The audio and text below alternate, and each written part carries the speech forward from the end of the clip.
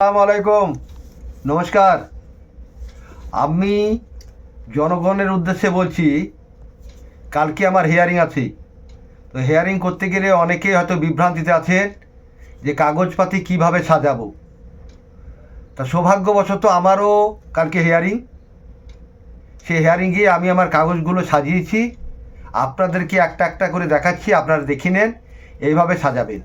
এই দেখেন ছবি লাগানো প্রথম যে ফর্মটা আপনাদেরকে দেওয়া হয়েছিল, এই ছবি লাগানো ফর্ম, এইটাকে প্রথমে দিবেন। 2 নাম্বার দিবেন এই 2-4 দিনের ভিতর যে নোটিশটা পেয়েছেন, এই নোটিশটা দেবেন।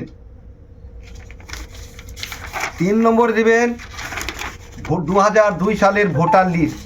দেখেন ভোটার লিস্টের প্রথম পাতা, ওখানে সই করতে পারেন, না করলেও অসুবিধা নাই।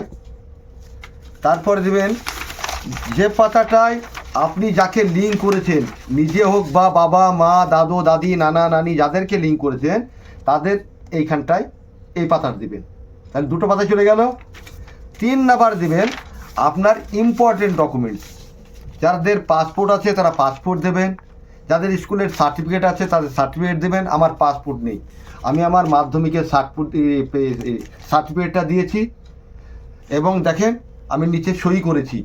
সই করবেন, যারা সই করতে জানেন না অন্য কাগজ দিয়ে, তারা কিন্তু টিপ দেবেন। তারপরে আমার বিএসসি পাসের সার্টিফিকেটটা দিয়েছি, এই দেখেন তার নিচে আমি সই করেছি।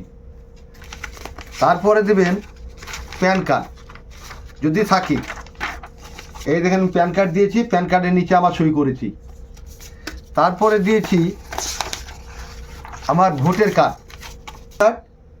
এটাকে আপনার দিয়ে নিচে সই করবেন। তারপর দেবেন এইটা দেবেন আধার কার্ড।